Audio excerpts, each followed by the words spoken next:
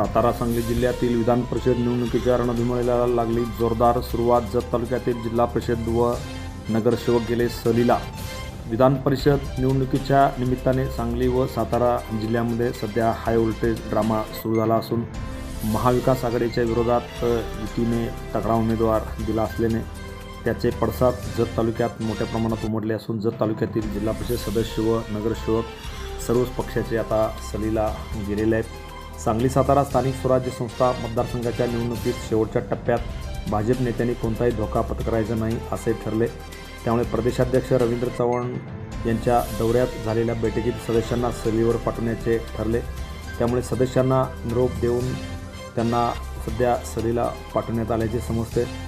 तर इकडे महाविकास आघाडीच्या वतीने जत तालुक्यातील जिल्हा परिषद सदस्य व नगरसेवकांची जबाबदारी सांगली जिल्हा काँग्रेस पक्षाचे अध्यक्ष माजी आमदार विक्रमसिंह सावंत यांच्यावरती जबाबदारी सोपवण्यात आलेली आहे.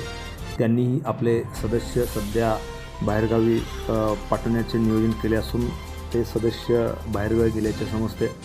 त्यामुळे एकंदरीत जर बघितलं तर विधान परिषद सांगली सातारा स्थानिक स्वराज्य संस्था मतदारसंघाच्या निवडणुकीमध्ये सध्या जोरदार लढत होण्याची शक्यता निर्माण झालेली आहे. महाराष्ट्रातील अनेक दिग्गज नेते या निवडणुकीमध्ये भाग घेतलेले आहेत. सांगली जिल्ह्याचे माजी मंत्री जयंतराव पाटील, माजी मंत्री डॉक्टर विश्वजित कदम, सांगली जिल्हा काँग्रेसचे अध्यक्ष माजी आमदार माननीय विक्रमसिंह सावंत, तसेच राज्यातील सुद्धा अनेक नेत्यांनी या निवडणुकीमध्ये लक्ष घातलेलं आहे.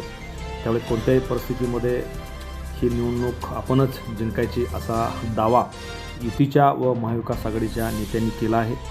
त्यामुळे एकंदरीत काय होणार याकडे आता संपूर्ण सांगलीसह महाराष्ट्राचे लक्ष लागून राहिलेले आहे. Press the bell icon on the YouTube app and never miss another update.